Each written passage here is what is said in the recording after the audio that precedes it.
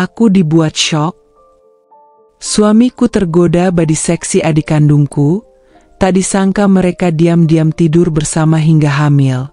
Saat aku tak ada di rumah, ternyata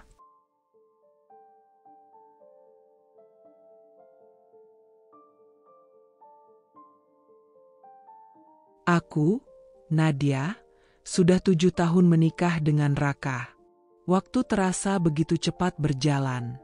Rasanya baru kemarin kami berdiri di pelaminan, saling menggenggam tangan dengan janji akan bersama selamanya. Dalam 7 tahun itu, banyak hal yang kami lewati bersama. Tawa, tangis, keberhasilan, bahkan kegagalan. Namun satu hal yang selalu membuatku bersyukur adalah, meski belum dikaruniai anak, hubungan kami tetap hangat dan saling percaya. Rumah kami berada di pinggiran kota, cukup jauh dari hiruk-pikuk pusat keramaian.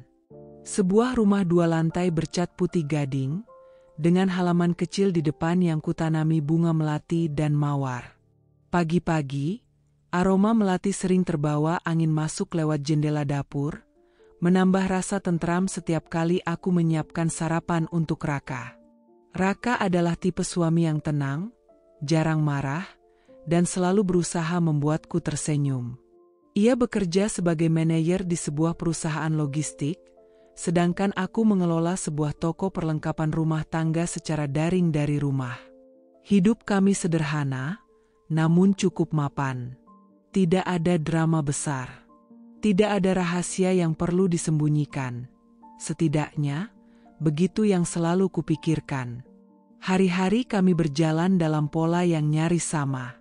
Pagi hari, aku menyiapkan sarapan, lalu Raka berangkat kerja dengan jas rapi dan aroma parfumnya yang selalu menenangkan.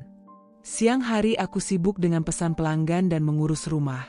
Sementara sore menjelang malam kami akan menghabiskan waktu bersama, kadang menonton film, kadang sekadar mengobrol sambil minum teh di teras. Aku selalu menganggap rumah ini sebagai tempat paling aman di dunia. Sampai suatu siang yang tenang, saat aku sedang memotong buah di dapur, ponselku berdering. Nama yang muncul di layar membuatku tersenyum lebar. Alia, adik kandungku. Aku punya kabar baik. Suaranya terdengar begitu riang dari seberang. Apa? Tanyaku sambil terus memotong apel. Aku diterima kerja di butik. Nat, lokasinya lumayan jauh dari rumah mama. Aku senang banget. Tapi, suaranya mulai menurun, sedikit ragu. Aku mengerutkan kening. Tapi apa? Kontrakan di dekat tempat kerja itu mahal-mahal. Aku nggak mungkin bolak-balik dari rumah mama, capek di jalan. Jadi, boleh nggak aku tinggal di rumahmu sementara, sampai aku bisa nabung? Pertanyaannya membuatku terdiam sejenak. Bukan karena ragu, tapi karena aku ingin memastikan jawabanku terdengar meyakinkan. Alia bukan hanya adikku, dia adalah orang yang sejak kecil selalu kubela mati-matian. Kami tumbuh dalam keluarga sederhana, mama seorang guru SD, papa bekerja serabutan. Saat kami masih sekolah, Alia sering jadi sasaran ejekan teman-temannya karena tubuhnya yang kurus dan sifatnya yang cenderung pendiam. Aku selalu berdiri di depannya, menantang siapapun yang berani mengusiknya. Ya ampun, tentu saja boleh. Li, kamu tahu aku selalu siap buat kamu, jawabku dengan mantap. Suara di seberang langsung berbinar, aku bisa membayangkannya. Makasih, Nat, aku janji nggak akan merepotkan. Berhenti bilang nggak mau merepotkan. Kamu keluarga. Rumah ini rumah kamu juga, kataku sambil tersenyum sendiri. Setelah panggilan berakhir, entah kenapa hatiku terasa hangat. Aku membayangkan rumah ini akan lebih ramai dan penuh canda. Meski Raka dan aku bahagia berdua, aku tahu kadang suasana bisa terasa terlalu sepi. Kehadiran Alia pasti akan membawa warna baru. Malamnya, saat Raka pulang, aku menyampaikan kabar itu. Li mau tinggal di sini beberapa waktu? Ya, nggak apa-apa. Rumah kita cukup luas kok, jawabnya santai sambil melepas dasi. Lagi pula, aku juga senang ada yang nemenin kamu kalau aku pulang larut. Aku tersenyum lega. Dukungan Raka membuat segalanya terasa lebih mudah. Aku tidak pernah khawatir soal Alia, karena aku percaya sepenuhnya padanya. Keesokan harinya, aku menyiapkan kamar tamu di lantai 2. Spray baru, gorden yang bersih, meja rias kecil, dan vas bunga di sudut ruangan. Aku bahkan mengganti lampu dengan yang lebih hangat, supaya Alia merasa betah. Saat mengatur itu semua, kenangan masa kecil kami kembali berkelebat.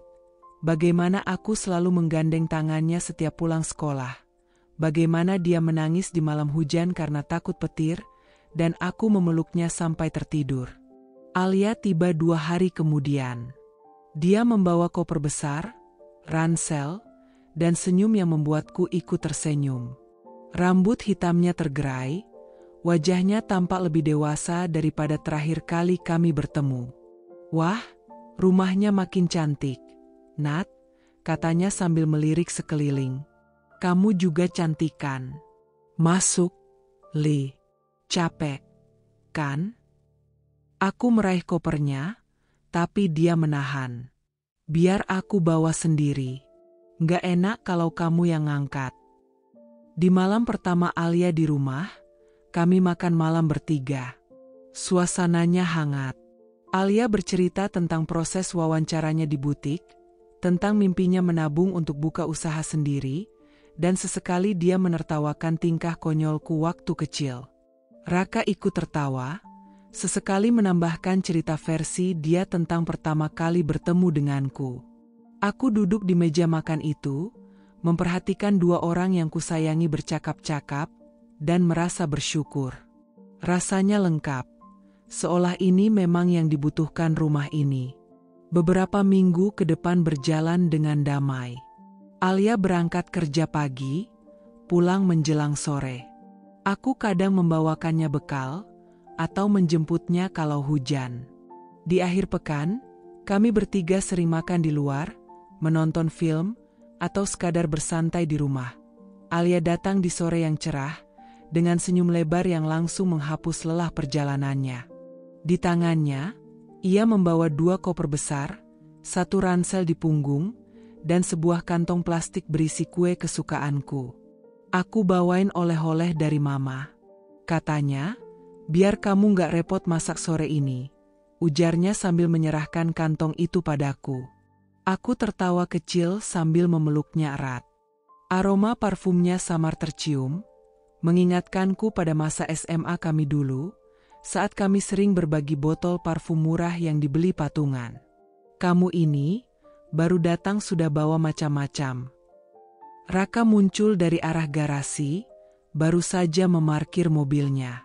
Senyumnya ramah, dan tanpa banyak basa-basi, ia langsung menawarkan bantuan membawa koper Alia ke lantai 2. "Wah, makasih banget, Mas," kata Alia sambil mengikuti langkah Raka menaiki tangga. Aku mengamati mereka dari bawah, merasa lega melihat Raka menyambut adikku dengan hangat. Tidak ada canggung, tidak ada jarak. Kamar tamu yang sudah kusiapkan sebelumnya membuat Alia terlihat senang. "Nat, kamu repot-repot banget sih. Spraynya baru, gorden juga baru." "Aku sampai nggak enak," ujarnya sambil menelusuri ruangan. "Enak aja. Kamu di sini harus merasa nyaman. Kalau nggak, nanti aku yang sedih," jawabku sambil tersenyum. Sejak hari pertama itu, suasana rumah berubah. Tidak lagi sepi ketika Raka pulang larut. Ada Alia yang duduk di ruang tamu sambil membaca majalah, atau yang membantu menyiapkan teh untukku. Ruang makan terasa lebih ramai dengan suara tawa dan cerita. Malam-malam kami sering dihabiskan dengan makan bersama. Alia pandai bercerita, membuat obrolan di meja makan tidak pernah membosankan. Kadang ia membagikan kisah lucu di butik, seperti pelanggan yang cerewet atau rekan kerja yang unik. Raka sering menimpali dengan kisah-kisah dari kantornya. Aku duduk di tengah-tengah mereka, menikmati interaksi itu seperti menonton adegan keluarga dalam film yang hangat. Suatu malam, setelah makan malam, Alia mengajakku dan Raka menonton film di ruang keluarga. "Kapan lagi kita bisa nonton bertiga? Aku traktir popcorn," katanya sambil nyengir. Kami menonton film komedi yang membuat kami tertawa sampai perut terasa kram. Raka bahkan beberapa kali menepuk lututnya karena terlalu terhibur, sesuatu yang jarang kulihat sebelumnya. Melihatnya begitu lepas membuatku bahagia. Kadang, setelah film selesai, kami masih duduk santai di ruang tamu sambil mengobrol. Topiknya bisa apa saja, mulai dari rencana liburan, tren fashion, sampai gosip ringan. Alia punya cara membuat suasana hidup, tapi tidak berlebihan. Ia tahu kapan harus mendengarkan dan kapan harus bicara. Aku merasa terbantu, apalagi di hari-hari saat Raka harus lembur. Alia akan menemaniku makan malam, membantu membereskan dapur, lalu duduk di teras sambil meminum teh hangat. Kami membicarakan banyak hal, masa kecil kami, cita-citanya, bahkan soal mama yang mulai sering mengeluh sakit pinggang. "Kamu senang tinggal di sini, Li?" tanyaku suatu malam. Alia tersenyum, menatap langit gelap yang bertabur bintang. "Senang banget, Nat. Rasanya kayak ada di rumah sendiri. Dan aku senang bisa lebih dekat sama kamu. Selama ini kita jarang ketemu." Jawaban itu membuatku semakin yakin bahwa membiarkannya tinggal di sini adalah keputusan yang tepat. Bagiku, Alia adalah bagian dari rumah ini. Hari-hari berjalan dalam ritme yang menyenangkan. Pagi, kami bertiga sarapan bersama jika Raka tidak buru-buru berangkat kerja. Alia sering membantu mengiris sayuran atau membuat jus. Siang, aku sibuk dengan pesan-pesan toko online-nya, sementara Alia di butik. Sore, dia pulang membawa cerita baru, dan malamnya, ya, kami kembali menikmati kebersamaan. Raka pun tampak lebih ceria. Biasanya, setelah pulang kerja, dia hanya makan, mandi, lalu tidur. Sekarang, dia sering ikut bercanda dengan Alia, bahkan kadang menanyakan bagaimana hari Alia di butik. Tidak ada yang aneh menurutku, itu wajar, mengingat Alia adalah keluargaku, dan Raka memang tipe orang yang ramah. Suatu malam hujan, listrik sempat padam. Kami bertiga duduk di ruang keluarga, hanya ditemani cahaya lilin. Alia mengusulkan bermain tebak-tebakan kata. Tawa kami mengisi seluruh rumah, bahkan saat petir menyambar di luar. "Gila, kalian kompak banget kalau bikin aku kalah," keluh Raka sambil pura-pura merajuk. "Itu karena kamu gampang ditebak, Mas," jawab Alia sambil tertawa. Aku tersenyum melihat mereka. Tidak ada rasa curiga, hanya rasa hangat.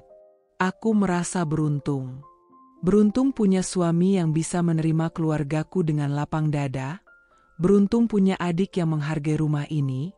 Beruntung karena rumah ini kembali dipenuhi tawa. Bahkan mama sempat meneleponku dan berkata, "Mama senang Alia tinggal sama kamu. Rumah kamu kan besar. Sayang kalau cuma kalian berdua. Sekarang kan lebih ramai." Aku mengiyakan sambil mengingat suara tawa yang belakangan ini semakin sering terdengar. Malam-malam tertentu, ketika Raka harus pulang larut, Alia akan menunggu bersamaku di ruang tamu. Kami duduk sambil minum coklat panas. Kadang dia menceritakan mimpinya untuk suatu hari membuka butik sendiri. Aku mendukung penuh. Bahkan aku sempat membantunya membuat perencanaan sederhana, mencatat modal yang dibutuhkan, dan membicarakan strategi promosi online. "Kalau kamu terus nabung, Li, aku yakin dalam setahun kamu bisa mulai," kataku suatu malam. Alia menatapku dengan mata berbinar. "Makasih, Nat, kamu selalu percaya sama aku." Aku tidak tahu kenapa kalimat itu begitu membekas di kepalaku. Mungkin karena memang benar, aku percaya padanya tanpa syarat. Begitulah, hari-hari terus berlalu, dan aku tidak melihat satupun tanda bahwa ada sesuatu yang salah. Alia adalah adikku. Raka adalah suamiku. Dan rumah ini adalah rumah yang kupikir akan selalu aman untuk kami bertiga. Pagi itu seharusnya berjalan biasa saja. Matahari baru saja naik, sinarnya menyusup lewat celah gorden kamar kami, memberikan cahaya hangat di lantai kayu. Aku sedang di dapur, menyiapkan sarapan seperti biasanya, telur dadar, roti panggang, dan kopi hitam untuk Raka. Aroma kopi memenuhi ruangan, bercampur dengan suara mendesis dari wajan yang sedang kupakai. Raka bangun sedikit lebih pagi dari biasanya. Aku sempat melihatnya menguap sambil berjalan keluar kamar menuju lemari penyimpanan di dekat kamar mandi. Dia bilang semalam kaos kakinya tidak ada di laci, jadi pagi ini ia ingin mencarinya. Di saat yang sama, dari kamar mandi yang terletak tepat di ujung lorong, pintunya terbuka. Uap tipis keluar bersamaan dengan sosok Alia yang melangkah pelan. Ia baru saja selesai mandi. Rambut hitamnya masih basah, meneteskan air di sepanjang leher dan bahunya. Tubuhnya hanya terbalut handuk putih yang diikat di dada, membiarkan sebagian kulitnya terlihat. Semua terjadi begitu cepat. Raka yang sedang membungkuk membuka laci menoleh karena mendengar suara pintu. Pandangannya bertemu langsung dengan Alia. Aku tidak ada di sana untuk menyaksikan secara langsung, tapi aku tahu persis bagaimana situasinya dari cerita yang akan terungkap kemudian. Menurut Raka, detik itu seolah waktu melambat. Tatapannya, entah sadar atau tidak, mengikuti gerak Alia yang melangkah pelan melewati lorong. Air dari ujung rambut Alia jatuh, membentuk jalur tipis di kulit lehernya sebelum menghilang di bawah tepian handuk. Raka terdiam, hanya berdiri sambil memegang kaos kaki di tangannya. Wajahnya datar, tapi matanya jelas sempat mengamati. Alia menoleh, dan bukannya kaget atau tergesa menutupi diri, ia justru tersenyum tipis. Senyum sopan, singkat, seolah menganggap semua ini wajar. "Pagi, Kak Raka," ucapnya dengan suara datar namun lembut. Raka membalas dengan anggukan cepat, lalu memalingkan pandangannya ke arah lemari. "Pagi," jawabnya singkat, sedikit tergesa. Ia lalu menutup laci dan kembali ke kamar. Bagi orang luar, momen itu mungkin tidak berarti apa-apa. Tidak ada sentuhan, tidak ada kata-kata menggoda, tidak ada interaksi berlebihan. Hanya kebetulan kecil di pagi hari. Tapi bagi Raka, ada sesuatu yang berbeda. Sejak saat itu, pikirannya mulai terganggu. Dia mencoba meyakinkan dirinya bahwa itu hanya momen biasa. Bagaimanapun, Alia adalah adikku, perempuan yang seharusnya ia anggap sebagai keluarga sendiri. Namun entah kenapa, bayangan Alia keluar dari kamar mandi dengan rambut basah dan handuk putih itu seperti terpatri di kepalanya. Ia tidak menginginkannya, tapi gambaran itu muncul lagi tanpa diminta. Saat ia sedang mengemudi menuju kantor, saat ia sedang duduk rapat, bahkan ketika ia menutup mata untuk tidur. Di meja makan pagi itu, aku duduk di seberang Raka, menyendokkan nasi goreng ke piringnya. Alia datang menyusul, kali ini sudah berpakaian rapi untuk berangkat kerja. Rambutnya masih agak lembab, tapi sudah disisir rapi ke belakang. Aku tidak menyadari perubahan ekspresi Raka saat melihat Alia duduk di sebelahku. Namun jika saja aku memperhatikannya lebih jeli, mungkin aku akan melihat ada sesuatu di matanya, sebuah tatapan yang tidak sama seperti sebelumnya. "Enak ya, Nat, nasi gorengnya," komentar Alia sambil tersenyum padaku. Aku membalas senyumnya. "Ya iyalah, buatan aku." Raka ikut tersenyum, tapi tidak banyak bicara. Sesekali ia melirik Alia, lalu cepat-cepat memalingkan wajahnya kembali ke piring. Hari-hari berikutnya, perubahan itu makin terasa bagi Raka sendiri, meski ia berusaha keras menyembunyikannya dariku. Tatapannya pada Alia mulai berbeda, bukan tatapan seorang kakak ipar biasa. Ada rasa penasaran yang tidak seharusnya ada. Alia mungkin menyadarinya, atau mungkin tidak. Yang jelas, sejak pagi itu, ada sesuatu yang berubah. Raka mulai memperhatikan hal-hal kecil yang sebelumnya tidak pernah ia pedulikan. Bagaimana Alia sering menyelipkan rambut ke belakang telinganya sambil tertawa kecil. Bagaimana aroma sabun mandi dari tubuh Alia kadang tercium saat mereka berpapasan di lorong. Bagaimana baju kerja Alia, meski sopan, tetap memperlihatkan lekuk tubuhnya. Ia mencoba merasa bersalah. Dan memang, ada rasa bersalah itu. Tapi bersamaan dengan itu, ada pula rasa ingin tahu yang semakin besar. Rasa yang awalnya ia pikir akan menghilang dengan sendirinya, namun ternyata justru semakin kuat. Alia sendiri, tanpa sadar atau mungkin memang sengaja, tidak mengubah kebiasaannya. Ia tetap mandi pagi sebelum berangkat kerja, seringkali saat Raka juga sudah bangun. Beberapa kali, meski tidak se-ekstrem kejadian pertama, mereka bertemu di lorong dalam keadaan Alia belum sepenuhnya siap. Kadang hanya memakai celana pendek rumah dan kaos tipis. Aku tidak pernah curiga.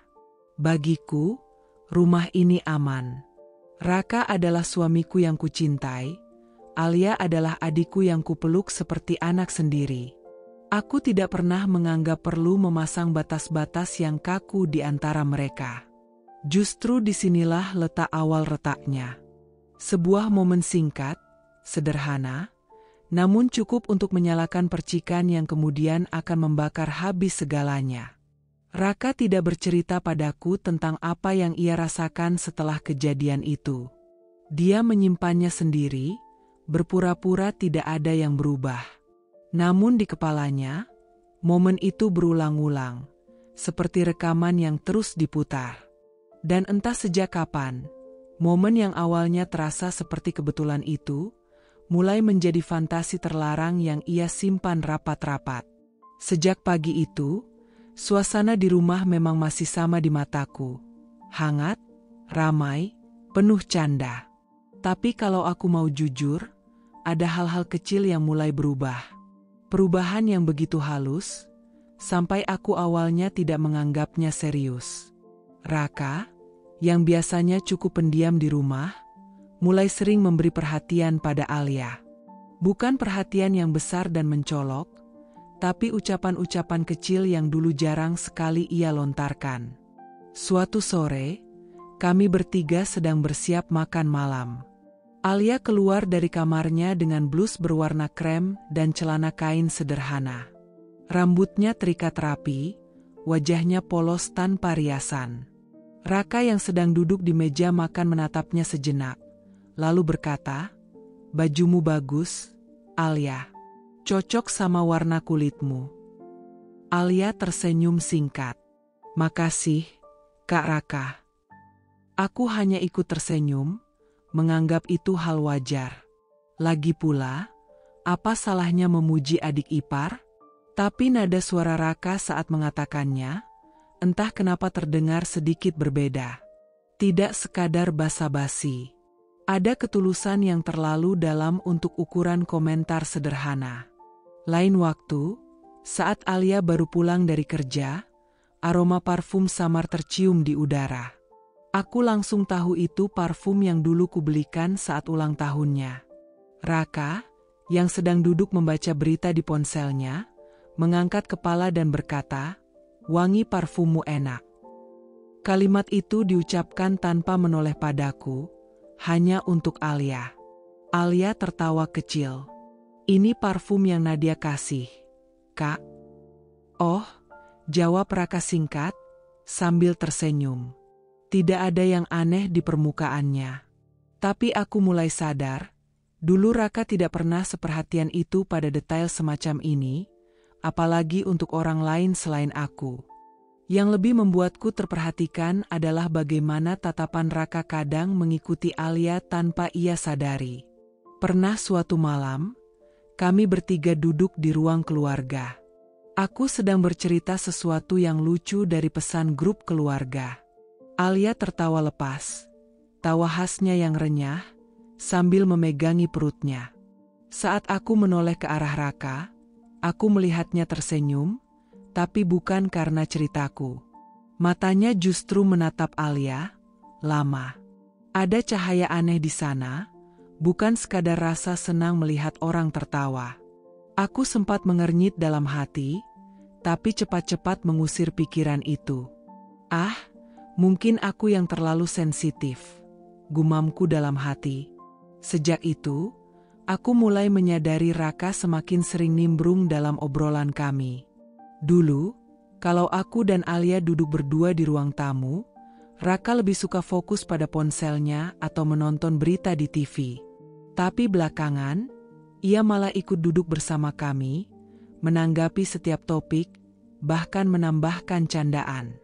Pernah suatu malam, aku dan Alia membicarakan film yang baru saja kami tonton di Netflix.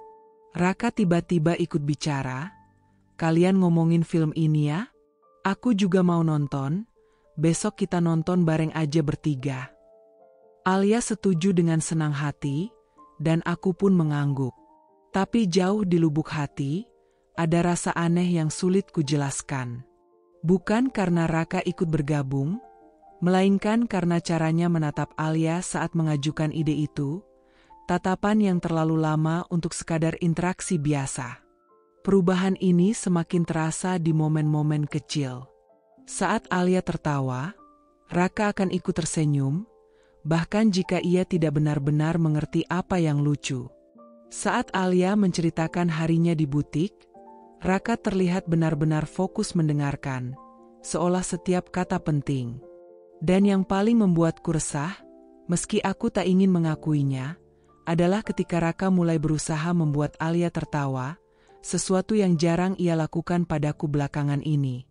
Namun, semua ini masih terlalu samar untuk kuanggap masalah. Hubungan mereka di permukaan masih terlihat sopan. Tidak ada sentuhan berlebihan, tidak ada kata-kata yang terang-terangan menggoda. Hanya intensitas.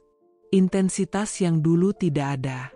Aku bahkan pernah membicarakannya dengan diriku sendiri di depan cermin. Mungkin aku cuma terlalu peka. Alia kan memang menyenangkan. Siapa sih yang gak betah ngobrol sama dia? Aku mencoba menenangkan hati. Lagi pula, Alia tidak pernah memberi tanda-tanda ingin melanggar batas. Ia tetap membantu di rumah, tetap menghormatiku, dan masih memanggil Raka dengan sebutan Kak. Semua terlihat wajar. Sangat wajar. Yang tidak wajar justru adalah perasaanku. Ada bagian kecil di dalam diriku yang mulai merasa asing di rumah ini.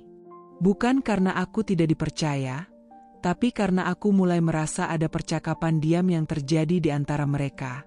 Percakapan yang tidak membutuhkan kata-kata, hanya lewat tatapan. Namun aku mengabaikannya. Aku memilih percaya. Karena bukankah itu yang seharusnya dilakukan seorang istri kepada suaminya, dan seorang kakak kepada adiknya? Aku tidak tahu bahwa dengan memilih percaya sepenuhnya, aku sebenarnya sedang membiarkan jarak itu semakin dekat. Membiarkan benih yang mungkin masih kecil tumbuh tanpa kendali.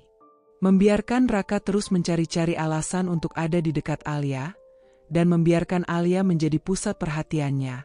Sedikit demi sedikit, awalnya, aku merasa beruntung. Raka dan Alia tampak akur, bisa saling bicara tanpa canggung. Bukankah itu yang kuharapkan saat mengizinkan adikku tinggal bersama kami?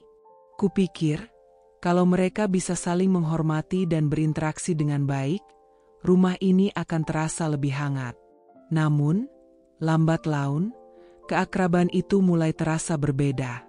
Semuanya dimulai dari obrolan kecil yang kulihat sepintas di ruang tamu. Sore itu, aku sedang di dapur, sibuk memotong sayuran untuk makan malam. Dari sela pintu, kudengar suara Alia yang terdengar agak lesu. Aku tuh, Kak, di butik kadang suka nggak nyaman. Ada satu rekan kerja yang kayaknya nggak suka sama aku. Dia suka nyindir-nyindir kalau aku ini anak titipan, karena manajernya kenal sama temen mama. Suara Raka terdengar pelan, tapi jelas. Kamu jangan ambil hati. Orang kayak gitu biasanya cuma iri. Fokus aja sama kerjaan kamu. Kalau kamu rajin, nanti orang juga lihat hasilnya. Aku tersenyum kecil di dapur. Raka memang tipe pendengar yang baik. Meski biasanya dia jarang bicara panjang lebar seperti itu.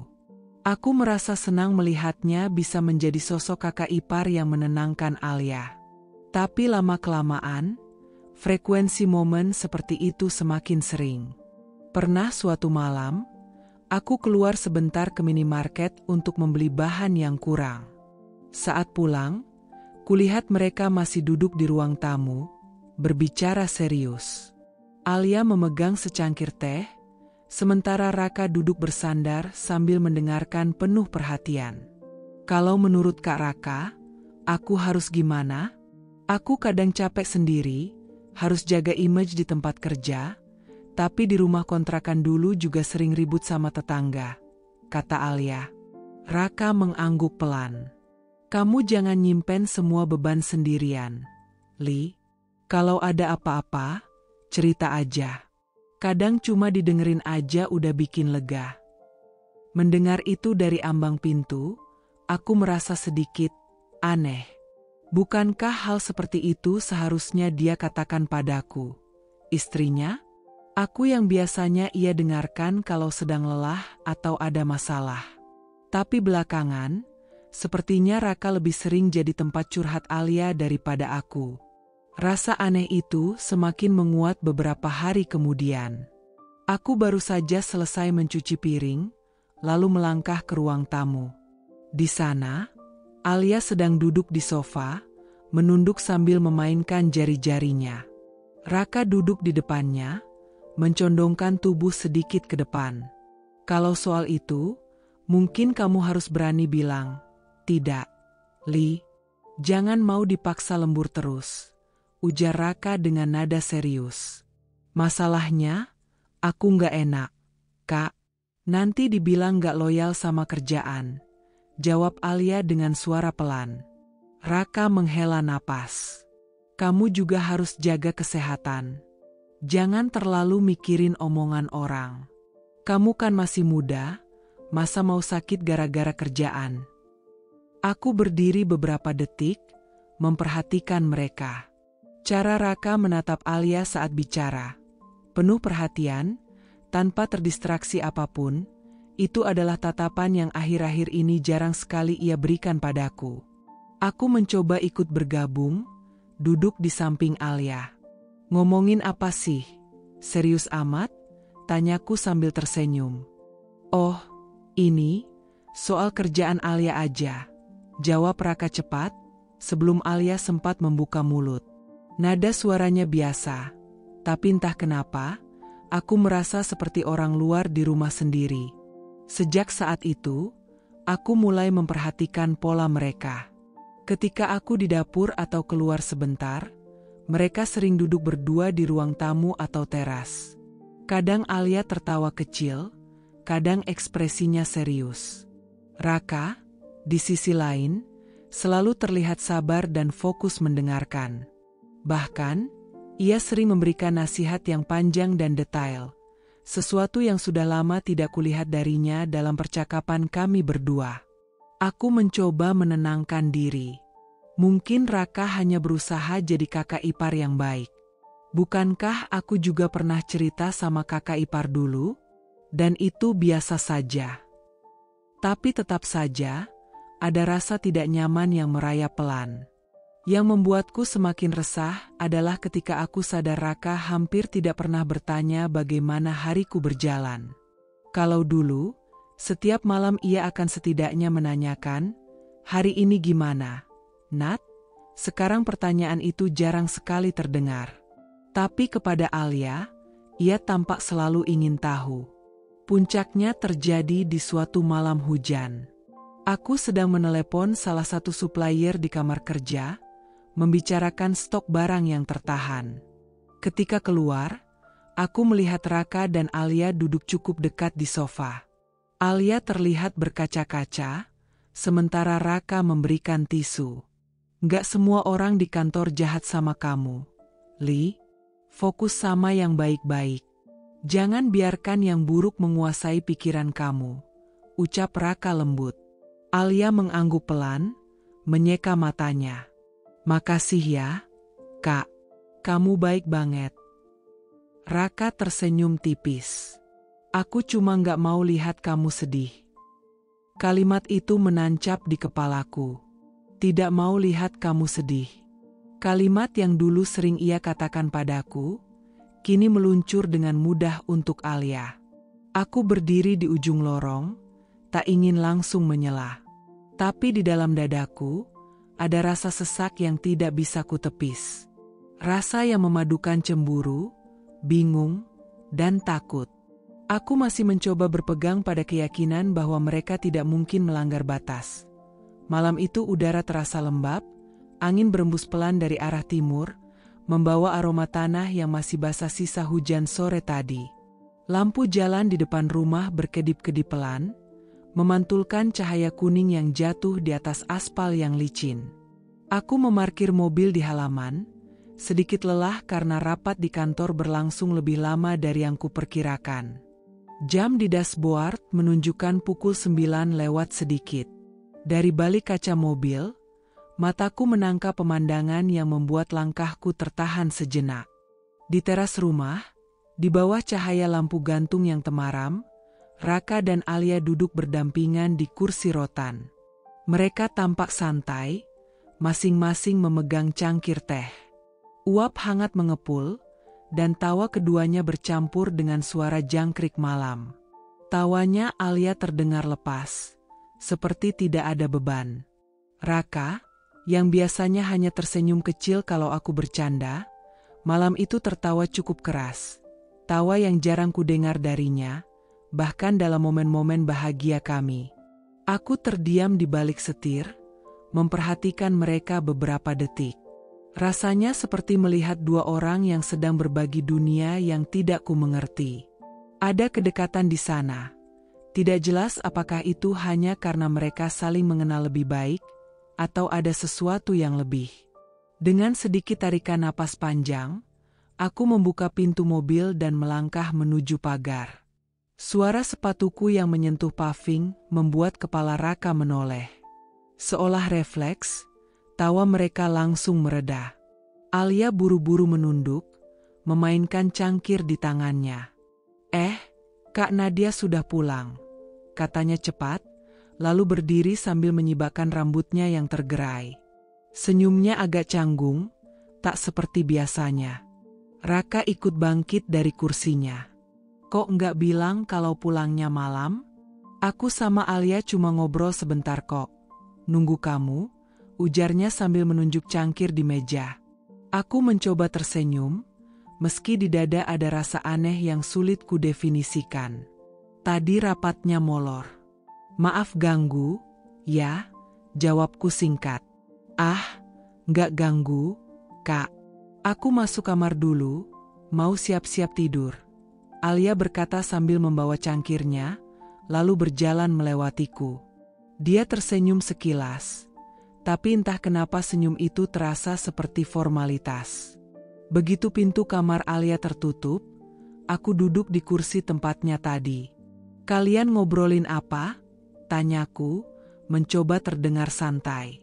Raka menyeruput tehnya pelan sebelum menjawab. Nggak banyak. Katanya di butiknya ada pelanggan yang nyebelin, terus dia cerita panjang lebar. Aku cuma dengerin aja. Kamu juga kan kalau capek suka cerita sama aku. Gumamku pendek.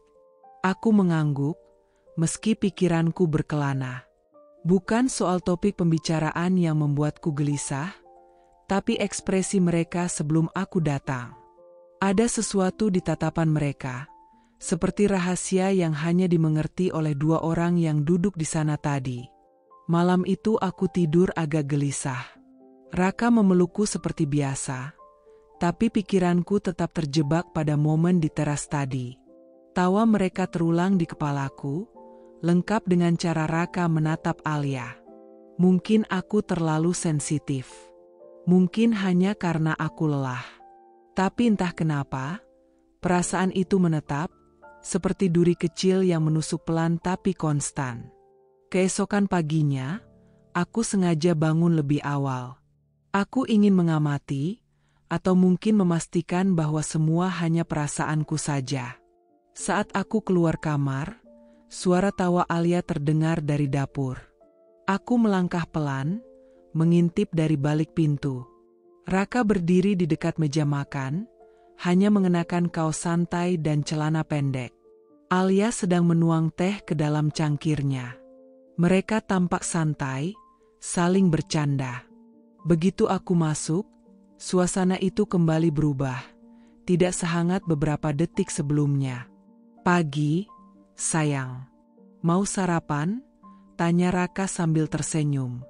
"Pagi," jawabku, menatap sekilas ke arah Alia yang langsung sibuk mengaduk tehnya. "Pagi, Kak Nadia," sapa Alia pelan, kali ini tanpa senyum selebar biasanya. Ada jeda hening beberapa detik sebelum aku duduk. "Tadi ngobrol apa?" tanyaku, pura-pura santai. "Oh, enggak. Cuma cerita soal menu sarapan di butiknya. Katanya chefnya iseng bikin kue aneh," jawab Raka cepat. Aku mengangguk lagi, tapi di dalam hati aku tahu ada sesuatu yang berubah. Bukan hanya tentang kebersamaan mereka, tapi tentang cara mereka bereaksi setiap kali aku muncul. Seperti ada jeda tak terlihat, ruang kosong yang tiba-tiba hadir di antara kami bertiga. Beberapa hari berikutnya, aku mulai memperhatikan hal-hal kecil. Raka, yang dulu jarang berada di ruang tamu, kini lebih sering duduk di sana sore-sore, waktu yang sama saat Alia biasanya pulang kerja. Kadang mereka hanya berbicara beberapa menit, kadang tertawa cukup lama sebelum Alia masuk kamar. Aku mencoba mengusir pikiran buruk, tapi setiap kali aku mengingat momen di teras malam itu, hatiku terasa tidak tenang. Itu bukan sekadar obrolan biasa. Itu adalah titik awal di mana aku mulai melihat kemungkinan bahwa batas-batas mulai kabur. Dan aku tahu, kalau aku mengabaikan rasa ini, duri kecil di hatiku suatu saat bisa berubah menjadi luka yang sulit disembuhkan. Hari itu, udara terasa gerah sekali meski baru jam 9 pagi.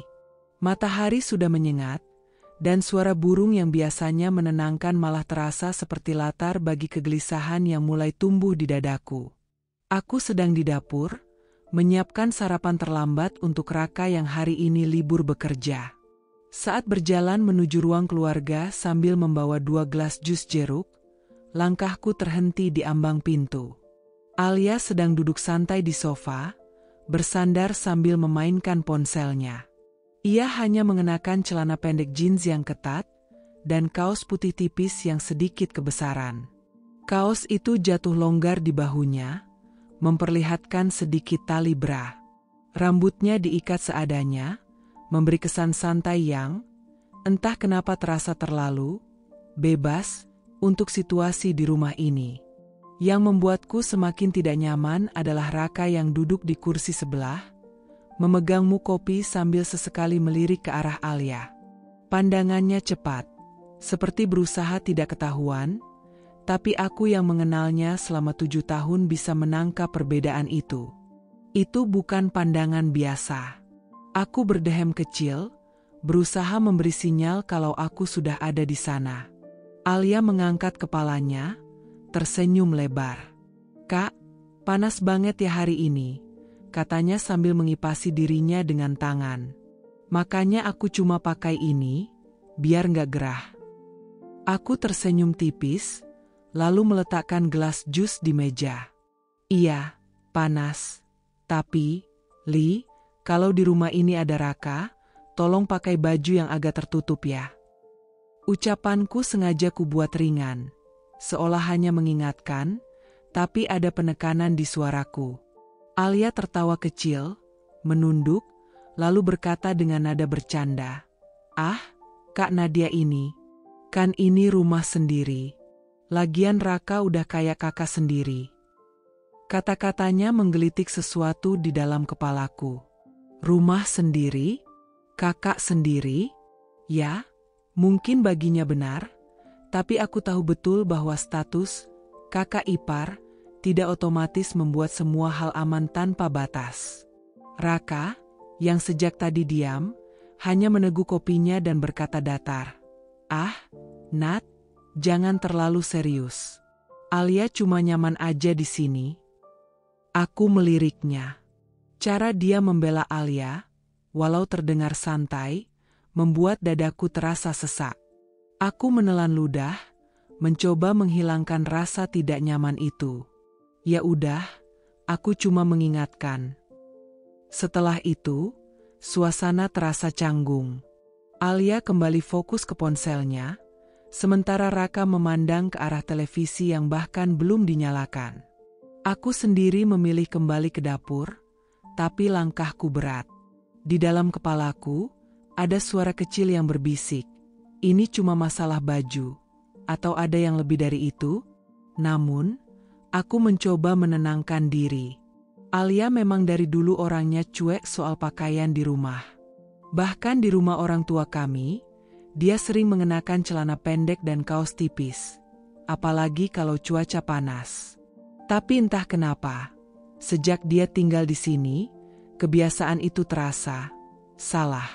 Terlalu banyak momen di mana dia dan Raka berada di ruang yang sama, terlalu sering senyum yang seolah hanya mereka pahami. Malamnya, saat aku dan Raka sudah di kamar, aku mencoba membicarakan hal itu. "Rak, kamu gak risih lihat Alia berpakaian begitu?" Tanyaku pelan, pura-pura sibuk merapikan selimut. Raka menoleh sebentar, lalu mengangkat bahu. "Biasa aja. Dia kan adik kamu, Nat. Aku nggak mikir aneh-aneh." Aku menatapnya lama, mencari tanda-tanda kebohongan di wajahnya. Tapi Raka terlihat tenang, matanya tidak berkedip cepat atau mengalihkan pandangan. "Aku cuma nggak mau kamu salah paham," tambahnya. Aku mengangguk pelan, meski hatiku belum sepenuhnya tenang. Aku tahu Raka pandai sekali menyembunyikan perasaannya. Sementara Alia, dia kadang tidak sadar betapa tindak tanduknya bisa mengundang perhatian. Atau mungkin, dia sadar, tapi memilih mengabaikannya. Keesokan harinya, kejadian serupa terulang. Aku keluar dari kamar setelah menjemur pakaian, dan melihat Alia sedang mengambil air minum di dapur. Kali ini dia memakai tank top hitam ketat dan celana pendek kain. Raka berdiri di dekat meja makan, mengaduk kopinya sambil berbicara entah tentang apa dengan Alia. Mereka berdua tertawa pelan, dan saat aku muncul, tawa itu langsung mereda. "Aku harus berangkat kerja," kata Raka cepat, mengambil tasnya lalu berjalan melewatiku. Aku memperhatikannya sampai hilang di balik pintu, lalu menoleh ke Alia. "Li, aku serius kemarin. Tolong perhatikan pakaian kalau Raka ada," kataku dengan nada sedikit lebih tegas. Alia menatapku beberapa detik, lalu tersenyum kecil. "Iya, Kak. Maaf." Tapi entah kenapa, maaf itu terdengar ringan, seperti angin lewat. Hari-hari berikutnya, aku mulai memperhatikan setiap interaksi mereka.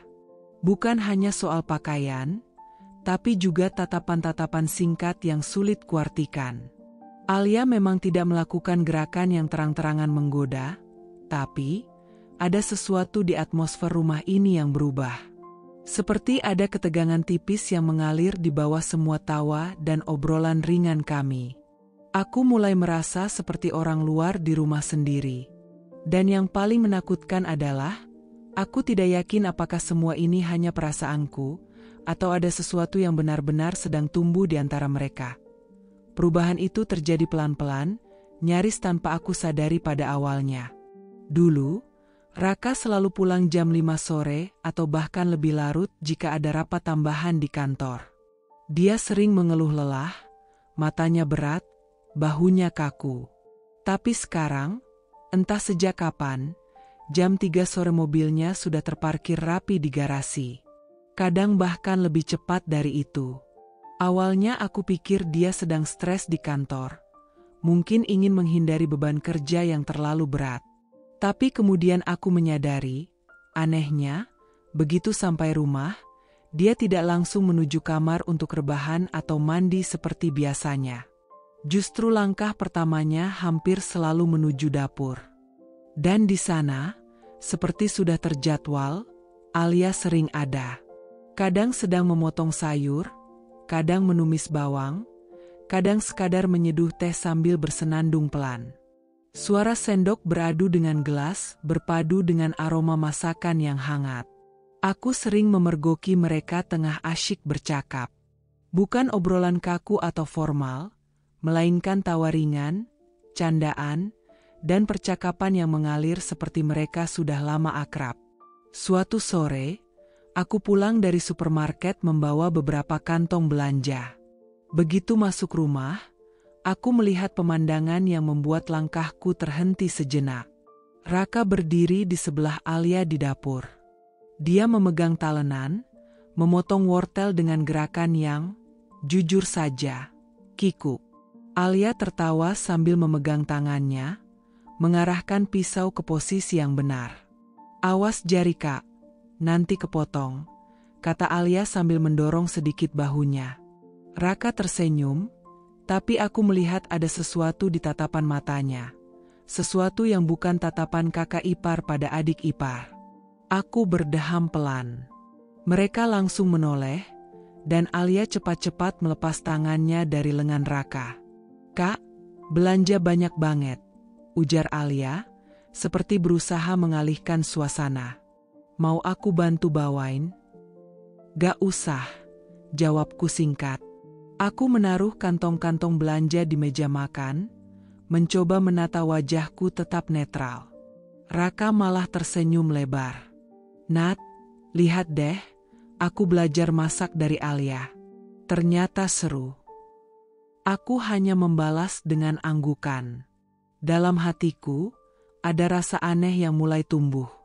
Selama 7 tahun menikah, aku bisa menghitung dengan jari berapa kali Raka mau ikut masak denganku di dapur. Dia selalu bilang itu bukan dunianya. Tapi sekarang, dia terlihat begitu betah berdiri di sana. Seolah dapur adalah tempat paling menyenangkan di rumah ini. Beberapa hari berikutnya, polanya semakin jelas. Raka hampir selalu pulang lebih cepat, dan hampir selalu berakhir duduk di dapur bersama Alia. Kadang mereka berbicara sambil menunggu masakan matang, kadang Raka hanya duduk di kursi tinggi dekat meja bar, menonton Alia bekerja sambil sesekali melontarkan komentar. Aku mencoba memprotes secara halus suatu malam ketika kami sedang berdua di kamar. "Ra, akhir-akhir ini kamu sering banget pulang cepat, ya?" tanyaku sambil melipat baju. Dia menoleh sekilas dari ponselnya. "Iya, capek di kantor. Lagian ngapain juga lama-lama di sana kalau kerjaan udah kelar. Tapi dulu kamu jarang kayak gitu." "Dulu ya dulu, Nat. Sekarang aku pengen lebih banyak waktu di rumah." Dia tersenyum tipis, lalu kembali fokus pada layar ponselnya. Aku ingin berkata bahwa pulang cepat itu tidak masalah.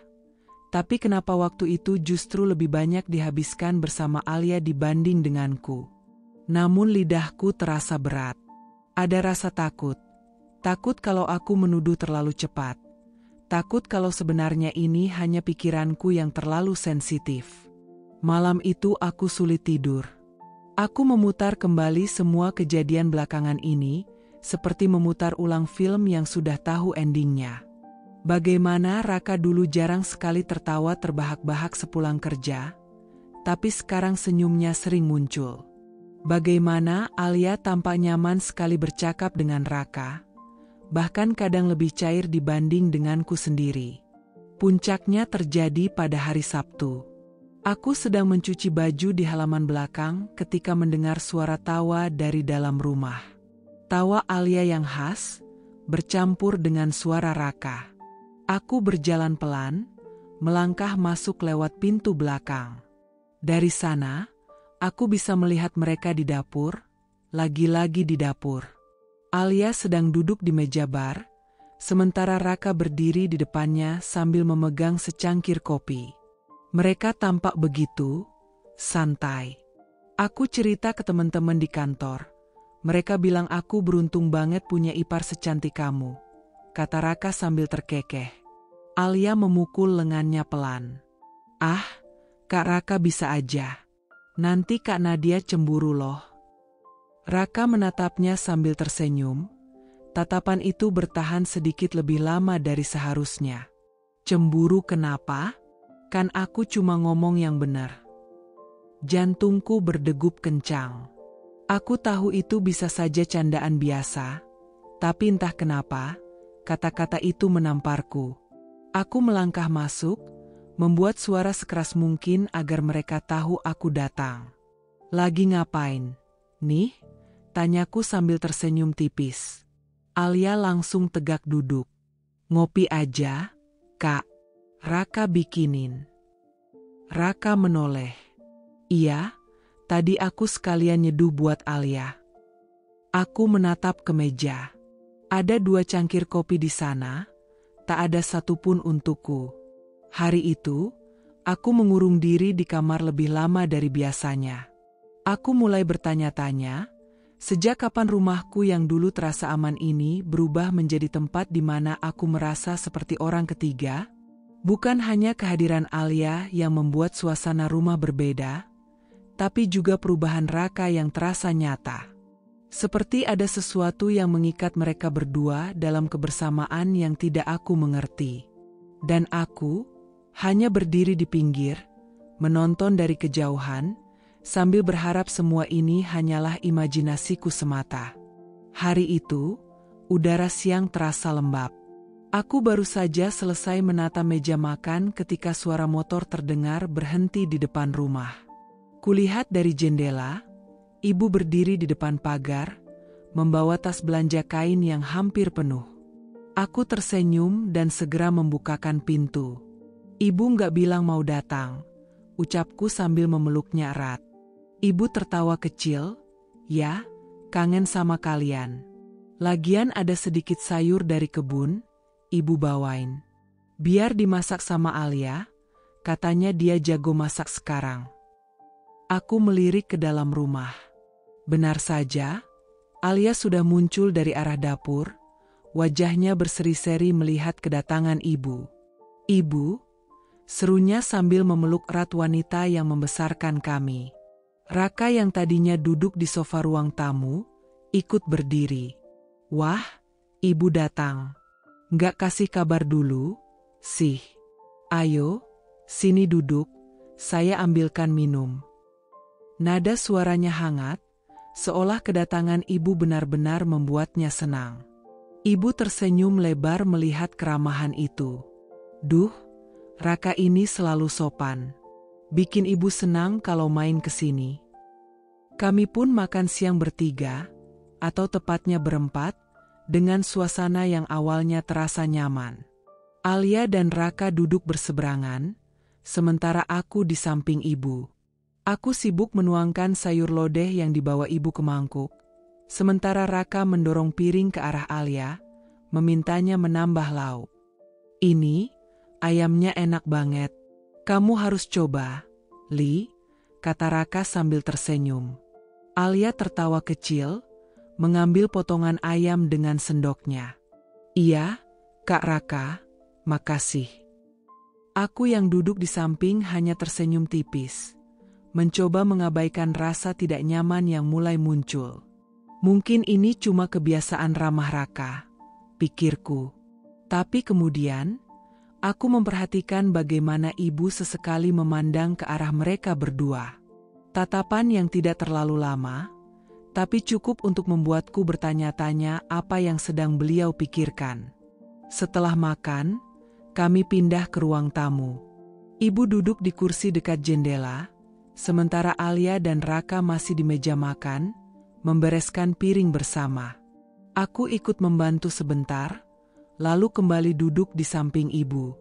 Suara mereka terdengar samar dari dapur. Sesekali terdengar tawa Alia yang nyaring, disusul suara Raka yang ikut tertawa. Aku mencoba untuk tidak memperhatikannya, tapi entah kenapa, setiap kali mereka tertawa bersama, ada rasa aneh yang mengusik dadaku. Ibu yang duduk di sebelahku menunduk sedikit, lalu berbisik pelan. Raka sama Alia kok kayaknya dekat banget, ya? Jantungku seketika berdegup kencang. Aku menoleh cepat. Maksud ibu? Tanyaku, berusaha terdengar biasa saja. Ibu menatapku dengan ekspresi yang sulit kuterjemahkan, antara ragu dan khawatir. Ya, ibu cuma lihat, mereka ngobrolnya cair banget, seperti bukan ipar. Nggak ada jarak sama sekali. Mungkin memang akrab, tapi ibu cuma berharap kamu nggak salah paham. Aku tersenyum kaku.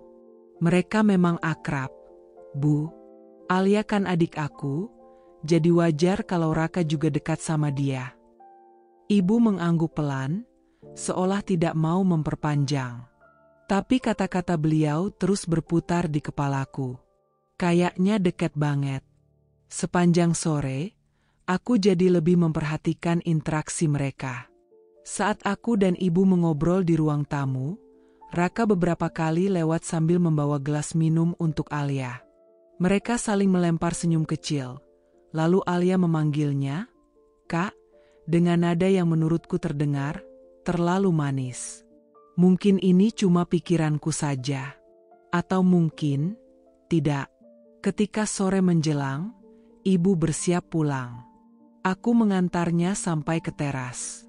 Sebelum naik ke motor, beliau menatapku lagi. "Nadia, jangan marah sama ibu, ya. Ibu cuma merasa kamu harus hati-hati. Kadang hal yang kita kira sepele, kalau dibiarkan, bisa jadi besar." Aku memeluk ibu erat, menahan rasa sesak yang tiba-tiba menyeruak. "Aku ngerti, Bu." Begitu ibu pergi, aku berdiri lama di depan pagar, menatap jalanan kosong. Rasanya rumah di belakangku sudah tidak lagi terasa sama seperti dulu. Aku tahu, aku harus tetap tenang, tapi benih kecurigaan itu sudah ditanamkan. Dan benih itu mulai tumbuh. Malamnya, saat makan bersama, aku berusaha mencari tanda-tanda. Raka terlihat santai, bercerita tentang proyek di kantornya. Alia tertawa setiap kali Raka menyelipkan candaan, dan Raka terlihat puas setiap kali berhasil membuatnya tertawa. Aku menatap piringku, mengaduk nasi tanpa benar-benar makan. "Kenapa diam aja, sayang?" tanya Raka. Aku mengangkat kepala dan tersenyum tipis. "Capek aja." Padahal bukan lelah fisik. Aku lelah karena otakku sibuk mengurai potongan-potongan kecil yang tadinya kuabaikan, tapi kini mulai terlihat seperti pola yang mengganggu. Setelah makan, Alia pamit masuk kamar lebih dulu. Raka duduk di sofa, memainkan ponselnya. Aku duduk di seberangnya, mencoba mencari cara membuka pembicaraan tanpa terdengar seperti menuduh. Tapi lidahku keluh. Akhirnya, aku hanya berkata, "Kamu senang ya, rumah jadi rame ada Alia?" Raka mengangguk, tersenyum. "Iya, lumayan bikin suasana beda. Kamu juga kan jadi nggak kesepian." Jawaban itu masuk akal. Sangat masuk akal. Tapi entah kenapa, tidak membuatku lega. Malam itu aku tidur gelisah. Kata-kata ibu kembali terngiang-ngiang di kepalaku. "Raka sama Alia kok kayaknya dekat banget, ya?" Kalimat sederhana itu berubah menjadi alarm yang berdentang pelan di sudut pikiranku. Tidak keras, tapi cukup untuk membuatku terjaga. Sore itu, matahari sudah condong ke barat, meninggalkan semburat oranye yang membias di langit. Aku sedang menyapu halaman depan ketika Bu Ratna, tetangga yang rumahnya tepat di seberang jalan, melangkah menghampiri sambil membawa kantong plastik berisi pisang goreng. Wajahnya seperti biasa ramah, tapi aku bisa merasakan tatapannya yang penuh rasa ingin bicara. "Nadia, ini aku bawain pisang goreng. Baru mateng, masih panas," katanya sambil tersenyum lebar. Aku menerima kantong itu dengan senyum hangat. "Wah, terima kasih banyak, Bu. Pas banget belum nyemil." Bu Ratna lalu menoleh kanan kiri, memastikan tak ada orang lain yang terlalu dekat. Gerakannya membuatku sedikit heran. Ia kemudian merapatkan tubuhnya ke arahku, menundukkan suara. "Nadia, kemarin malam, sekitar jam 11, aku lihat Raka sama Alia naik motor. Alia dibonceng, mereka lewat depan rumahku." Tanganku yang masih memegang gagang sapu terasa dingin. "Jam 11 malam?" tanyaku, berusaha menahan suara agar tetap terdengar santai. "Iya, aku lagi di teras, nunggu anakku pulang dari kerja shift malam." Lewat tuh mereka." Alia pakai jaket jeans, Raka bawa motornya pelan banget. Aku kira mau ke warung, tapi jam segitu kan semua warung udah tutup. Nggak tahu mereka mau kemana. Mungkin sih ada urusan, tapi ya, aku cuma cerita aja." Bu Ratna menekankan kata terakhir, seolah ingin menegaskan bahwa ia tidak sedang mengadu domba. Aku memaksakan senyum. "Oh, mungkin mereka beli sesuatu atau ambil barang. Alia memang suka lupa bawa perlengkapan kerja," jawabku asal. Tapi begitu Bu Ratna pamit pulang, jantungku mulai berdegup lebih kencang. Kata-katanya terus bergema di kepalaku. Larut malam.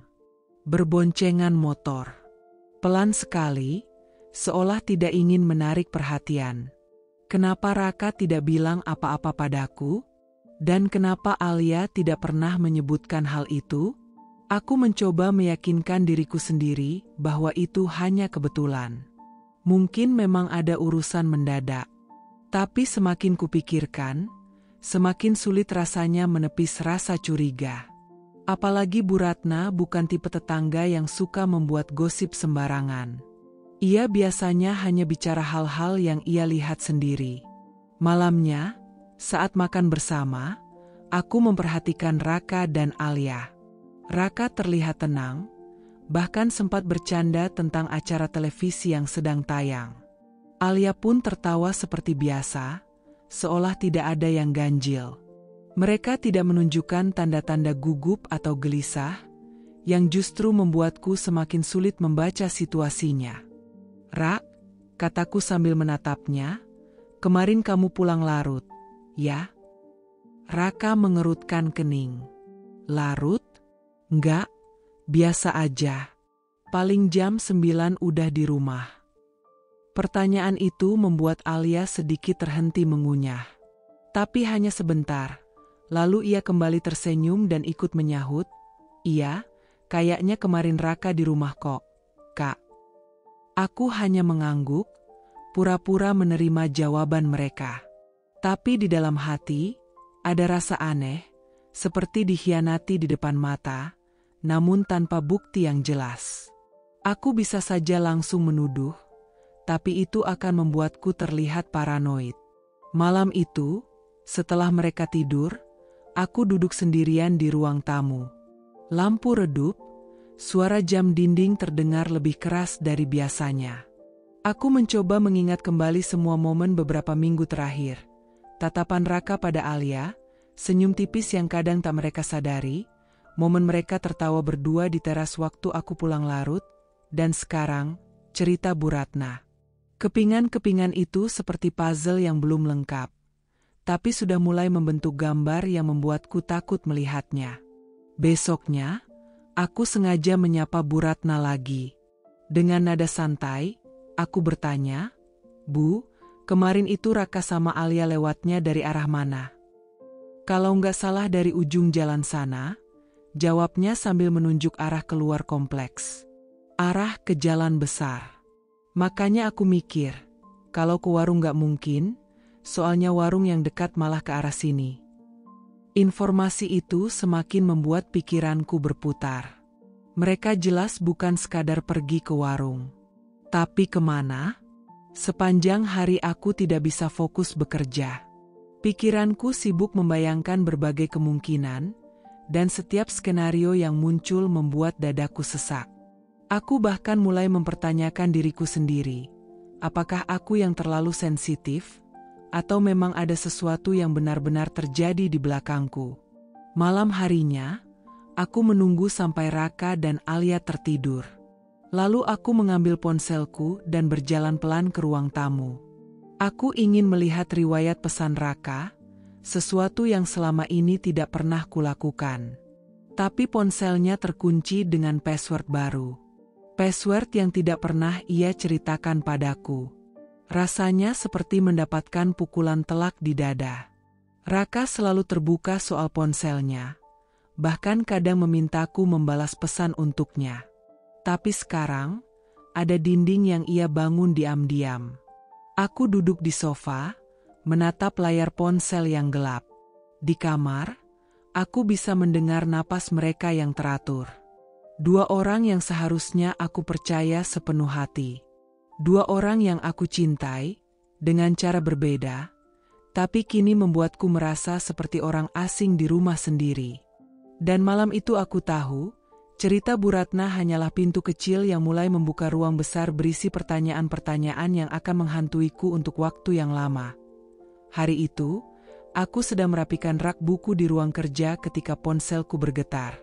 Nama Mira muncul di layar, sahabatku sejak SMA yang sudah tahu hampir semua kisah hidupku. Nada suaranya di ujung telepon terdengar ragu, seperti seseorang yang ingin bicara tapi takut membuat luka. "Nat, kamu lagi sibuk?" tanyanya pelan. "Enggak, kenapa?" jawabku sambil duduk di kursi, mencoba menebak-nebak alasan ia menelepon di jam kerja. Mira menarik napas panjang sebelum berbicara lagi. Aku nggak tahu harus ngomong apa. Tapi tadi siang, aku lihat Raka sama Alia di mall. Mereka kayaknya nonton film bareng. Tanganku otomatis menggenggam ponsel lebih erat. Ada jeda panjang sebelum aku membalas. Karena otakku sedang mencoba mencerna setiap kata yang baru saja keluar dari mulut Mira. "Maksud kamu cuma berdua?" "Iya, Nat." Aku lihat jelas. Mereka keluar dari studio bioskop bareng. Alia pegang minuman, Raka bawa popcorn. Mereka nggak kelihatan canggung, malah kayak orang yang lagi menikmati waktu santai bareng. Jelasnya hati-hati, seolah takut membuatku marah. Dadaku terasa sesak. Aku memejamkan mata, mencoba mengusir bayangan yang mulai terbentuk di kepala. Mungkin Raka cuma nganterin Alia. Dia kan jarang keluar rumah, mungkin bosan. Aku ngerti, Nat, tapi cara mereka jalan bareng itu, suara Mira terhenti sesaat, lalu ia menambahkan pelan, "Gak kayak kakak ipar sama adik ipar." Kata-kata itu menusuk, tapi aku memaksa suaraku tetap tenang. "Makasih udah kasih tahu, Mir. Aku akan tanyain." Setelah telepon ditutup, aku duduk diam. Ruangan terasa hening, tapi kepalaku penuh suara. Suara tawa Alia, nada lembut Raka saat memanggil namanya, dan bayangan mereka duduk bersebelahan di bioskop, berbagi popcorn. Rasanya seperti ada yang mengiris-iris hatiku dari dalam. Malam itu, aku tidak langsung bertanya. Aku hanya mengamati. Saat makan malam, Raka terlihat santai, bahkan menceritakan hal-hal remeh dari kantornya. Alia juga ikut tertawa, seolah tidak ada rahasia di antara mereka. Tapi aku hanya mengunyah tanpa rasa, mataku berpindah dari wajah Raka ke Alia. Baru setelah piring-piring sudah dicuci, aku menunggu Raka di kamar. "Aku tadi ditelepon Mira," kataku membuka pembicaraan. "Oh ya? Dia apa kabar?" Raka tersenyum sambil membuka kancing kemejanya. Aku menatapnya tajam. Dia bilang lihat kamu sama Alia nonton film berdua di mall. Tangan Raka berhenti di kancing terakhir. Lalu ia menatapku dengan alis sedikit terangkat. Oh, itu. Iya, aku cuma nganter Alia. Kamu kan lagi sibuk kemarin, rapat sampai malam. Dia bilang pengen keluar sebentar, ya aku temenin. Biar aman. Temenin? Ulangku, mencoba menahan nada sinis. Kalian keluar studio bioskop bawa popcorn dan minuman. Itu bukan cuma nemenin. Raka menghela napas panjang, lalu duduk di pinggir ranjang. Nat, kamu tahu sendiri Alia udah kayak adik aku sendiri. Dia cerita lagi stres di butik, bosnya bawel. Aku cuma pikir, ya udah, ajak nonton biar dia senang. Aku nggak mau kamu berpikir aneh-aneh. Alasan itu terdengar, masuk akal. Sangat masuk akal, kalau saja aku tidak melihat pola yang sama berulang. Mulai dari ngobrol malam di teras, pulang cepat untuk menemaninya di dapur, hingga kini, nonton berdua di luar tanpa memberitahuku. Aku mencoba tersenyum tipis, meski hatiku mulai goyah. Oke, aku percaya sama kamu, Ra.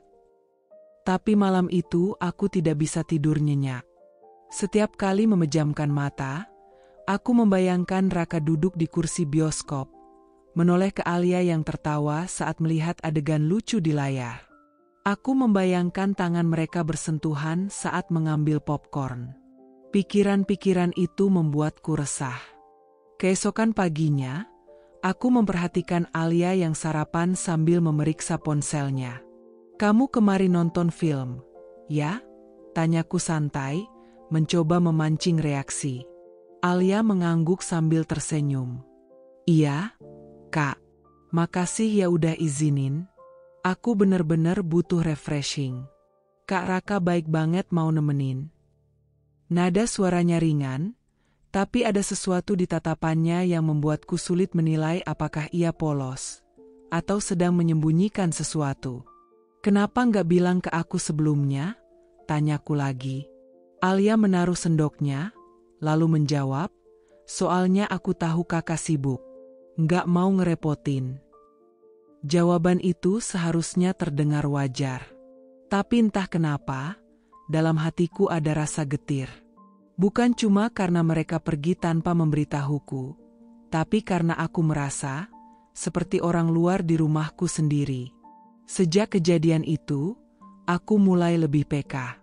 Aku memperhatikan bagaimana Raka selalu cepat membalas chat Alia, atau bagaimana Alia sering memuji masakan Raka kalau ia yang masak. Aku mencoba meyakinkan diri bahwa semua ini hanya perasaanku saja, tapi bayangan laporan Mira terus mengganggu pikiranku. Hari itu aku pulang lebih cepat dari biasanya. Rapat di kantor dibatalkan mendadak karena salah satu klien jatuh sakit. Rasanya menyenangkan membayangkan akan pulang dan duduk santai di ruang keluarga sambil minum teh hangat. Mungkin sambil ngobrol ringan dengan Alia atau Raka. Namun, suasana di rumah ternyata tidak seperti yang kubayangkan. Begitu membuka pintu depan, rumah terasa agak sepi. Biasanya, kalau Alia ada di rumah, aku bisa mendengar suara musik dari kamarnya, atau setidaknya suara televisi dari ruang keluarga. Tapi sore itu, hanya ada suara samar seperti orang bercakap pelan. Aku meletakkan tas di sofa dan berjalan perlahan menuju lorong kamar. Suara itu semakin jelas, ada tawa kecil yang terdengar terputus, seperti seseorang mencoba menahan. Aneh, karena suara itu seperti suara Alia, tapi ada suara laki-laki juga, suara Raka. Langkahku terhenti di depan kamar Alia. Pintu tidak tertutup rapat, hanya sedikit terbuka, membuatku bisa melihat celah tipis ke dalam. Rasa penasaranku mengalahkan semua norma sopan yang biasanya kupegang. Aku mendorong pintu itu pelan. Dan di sanalah mereka. Raka berdiri di dekat meja rias, tangannya memegang obeng. Alia berdiri tak jauh darinya, menatap ke arah lampu gantung yang memang terlihat mati. Tapi entah kenapa, pemandangan itu membuat dadaku berdebar kencang, bukan karena kejutan positif. Aku cuma bantuin Alia benerin lampu yang mati, kata Raka cepat, seolah sudah menyiapkan alasan itu. Alia ikut tersenyum, tapi senyum itu terlihat gugup, tidak selebar biasanya, dan matanya menghindari tatapanku. Iya, Kak, lampunya kan udah seminggu mati. Tadi minta tolong Raka sekalian pas dia lewat depan kamar. Jawaban mereka terdengar logis. Tapi entah mengapa, aku merasa ada yang janggal.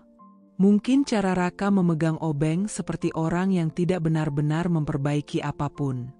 Mungkin juga karena jarak mereka yang terasa terlalu dekat. Aku memaksa tersenyum. Oh, ya udah. Nanti aku beliin bohlam baru sekalian sama Raka. Raka langsung meletakkan obeng itu di meja, lalu berjalan keluar melewatiku. Aku mau nyalain air panas dulu, Nat. Alia mengikuti dari belakang, tapi sebelum keluar, ia sempat merapikan rambutnya sebentar sambil melirik cermin. Gerakan itu sederhana, tapi di mataku terasa seperti ada sesuatu yang sedang ia sembunyikan.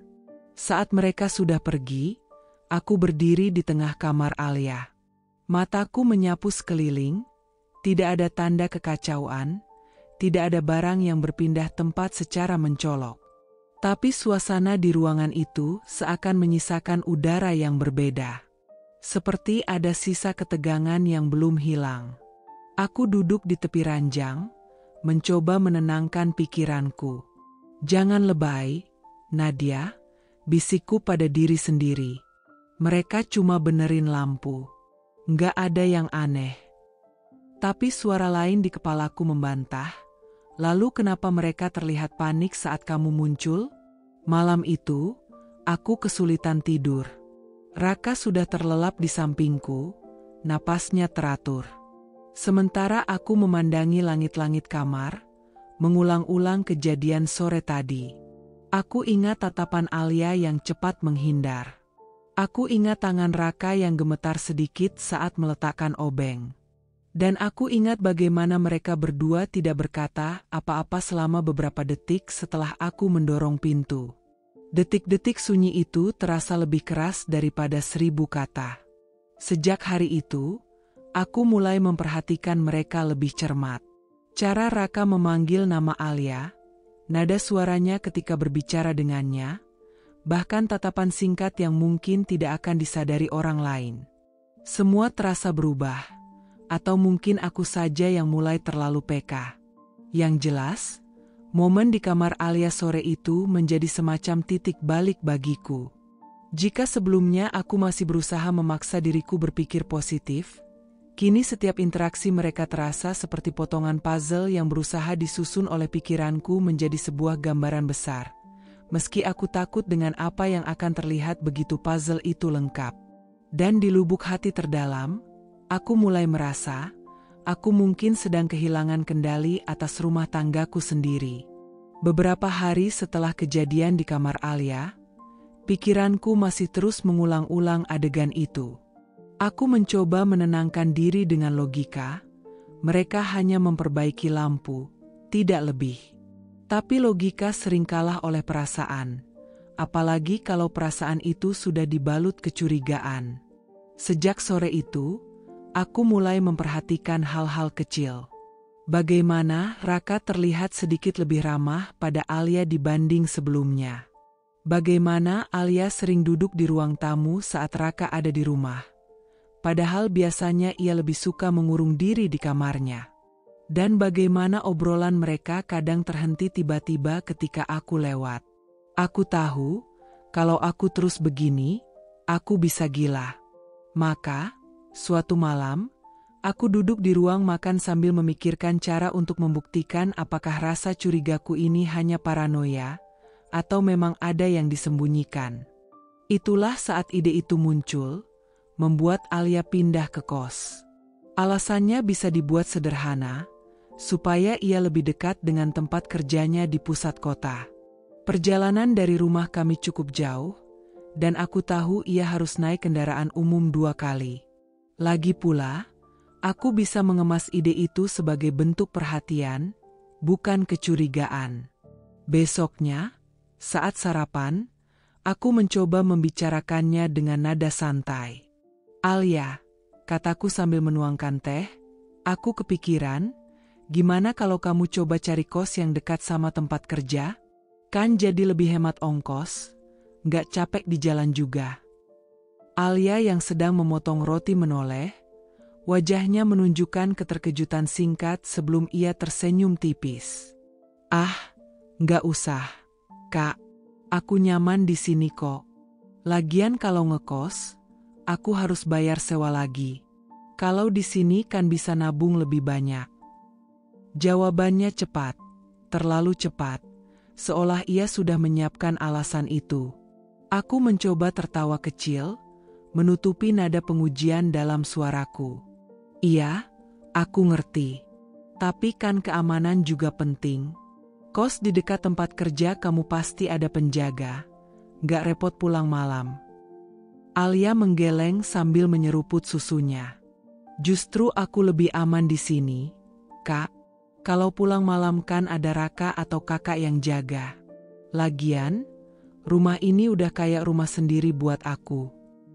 Kalimat itu membuatku diam beberapa detik. Rumah ini sudah seperti rumah sendiri. Kenapa terdengar seperti alasan yang terlalu manis untuk ditolak? Aku melirik ke arah Raka yang duduk di seberang. Ia tidak banyak bicara sejak obrolan ini dimulai, hanya sesekali menyuap nasi gorengnya.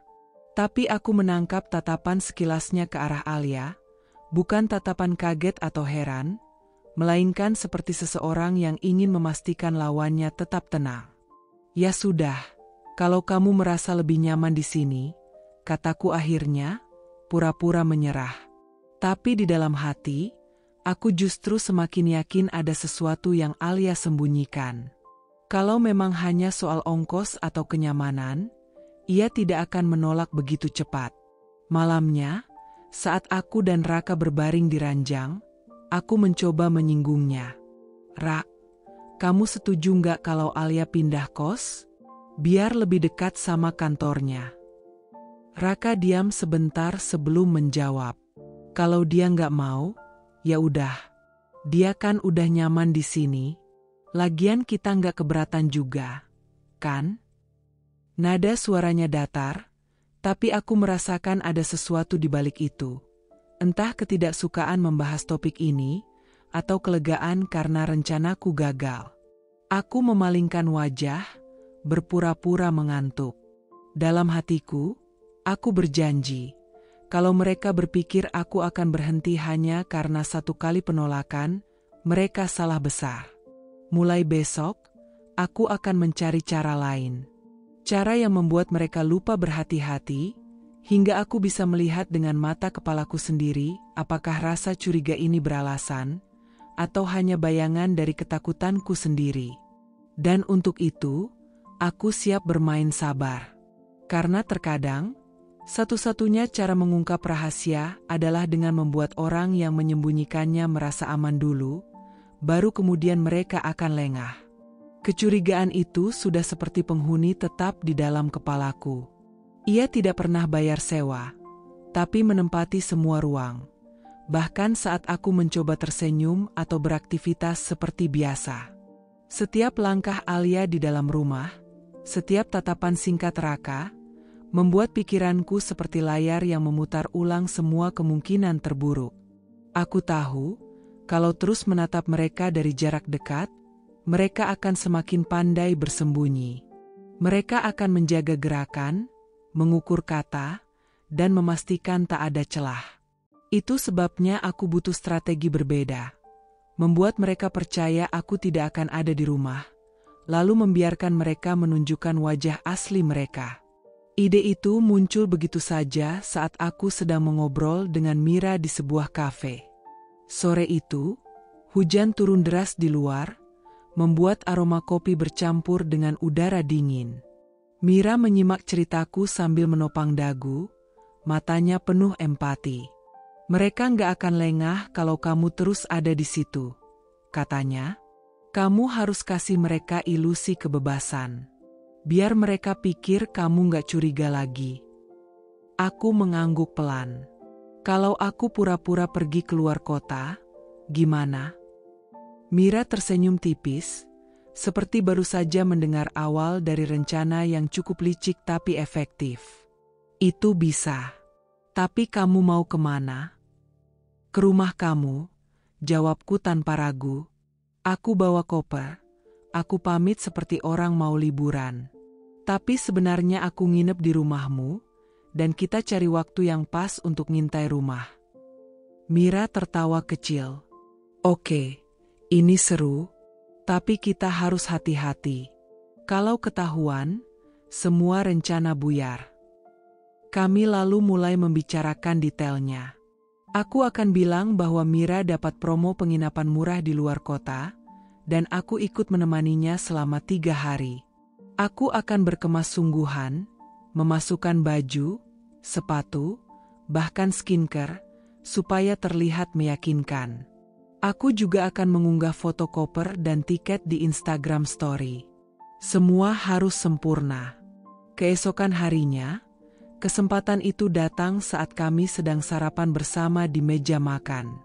Raka duduk di ujung meja, membaca berita dari ponselnya. Alia sedang menuang teh ke cangkirku. Aku menunggu momen tenang sebelum membuka suara. Rak, Li, panggilku ringan, pura-pura bersemangat. Mira ngajakin aku ke Bandung. Katanya ada villa murah. View-nya bagus banget. Cuma 3 hari, Jumat sampai Minggu. Aku pikir lumayanlah buat refreshing. Raka menoleh sebentar dari ponselnya. 3 hari? Ya, nggak apa-apa. Kapan lagi kamu bisa jalan-jalan? Alia tersenyum, tapi matanya bergerak cepat sekilas menatap Raka sebelum kembali menatapku. Wah, asik banget, Kak. Jangan lupa beliin aku oleh-oleh, ya? Senyum itu terlalu ringan, terlalu cepat keluar. Bukannya membuatku lega, justru membuatku semakin curiga. Seolah mereka lega mendengar aku akan pergi. Siangnya aku mulai berkemas di kamar. Aku sengaja membiarkan pintu terbuka sedikit, membiarkan Alia lewat dan melihat koper terbuka di lantai. Wah, Kak, koper segede itu buat 3 hari aja, tanyanya sambil tertawa. Aku tersenyum, memainkan peranku. Ya namanya juga perempuan. Semua dibawa, siapa tahu butuh. Ia mengangguk, lalu berlalu. Tapi aku sempat melihat dari sudut mataku, langkahnya melambat sedikit sebelum menghilang di ujung koridor. Seperti sedang menahan sesuatu. Malam sebelum keberangkatan, aku duduk di ruang tamu bersama mereka. TV menyala, menayangkan acara komedi. Kami tertawa di beberapa bagian, tapi di dalam diriku, ada kegugupan yang terus berdesir. Besok aku akan memulai langkah pertama dari rencana ini. Pagi hari tiba. Aku bangun lebih awal, mengenakan jaket tebal, memasukkan ponsel dan dompet ke dalam tas ransel kecil. Koper sudah rapi sejak semalam. Jaga rumah baik-baik, ya, kataku sambil menatap Alia. Siap, Kak, jawabnya sambil tersenyum. Hati-hati di jalan.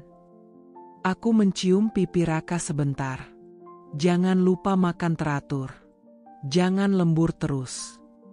Ia mengangguk, lalu mengambil kunci mobil. Ayo, aku antar ke stasiun.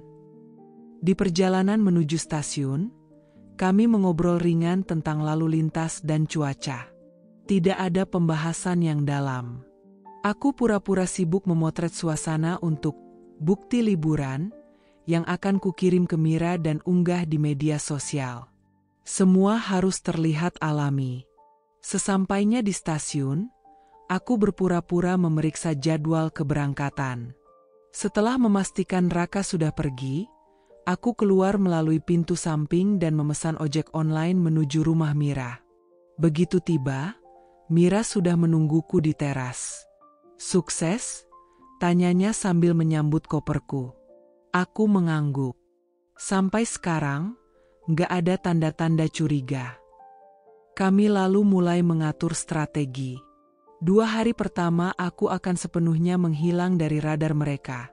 Tidak menghubungi, tidak bertanya kabar, bahkan tidak membalas pesan dengan cepat. Semua untuk membuat mereka merasa aman. Lalu di malam ketiga, kami akan kembali diam-diam, mungkin sekitar pukul 9 malam, waktu yang menurutku paling rawan. Malam itu, aku tidur di kamar tamu rumah Mira. Lampu kamar temaram, tapi pikiranku justru terang benderang, penuh dengan skenario. Aku membayangkan apa yang mungkin kulihat nanti.